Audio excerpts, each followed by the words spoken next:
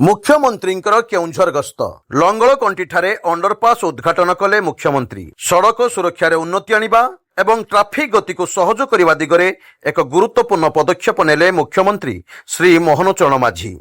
आज केउंझर लंगळकंठीଠାରେ नूतन NH20 पानी कोइली रिमोली सेक्शन नवनिर्मित अंडरपास उद्घाटन करिसेंती। सूचनायोग्य जे एई अंडरपास NH20 सहित एक गुरुत्वपूर्ण सड़क भाव में विकसित होइछि, जहाँकि राज्यर प्रमुख शिल्प खनि एवं वाणिज्यिक क्षेत्र गुड़ी संजोग करुथिबा गुरुत्वपूर्ण राजपथ मध्य गोटे।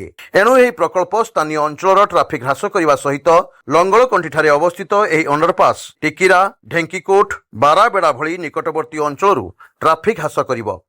यह एक ग्रेड सेपरेटर भाव कार्य करने सहित सुगम परिवहन एवं निरवच्छिन्न गतिविधि सुनिश्चित सहित स्थानीय बासिंका पई सुरक्षित पदयात्री क्रॉसिंग मध्य प्रदान करिबो बोली मुख्यमंत्री आशा प्रकाश करिसेंती। यह उद्घाटन समग्र ओडिशा रे भित्तिभूमि विकास एवं सड़क सुरक्षा वृद्धि पई राज्य सरकारंकर प्रतिबद्धतार आउ एक पदक्षेप बोली मुख्यमंत्री कहिसेंती।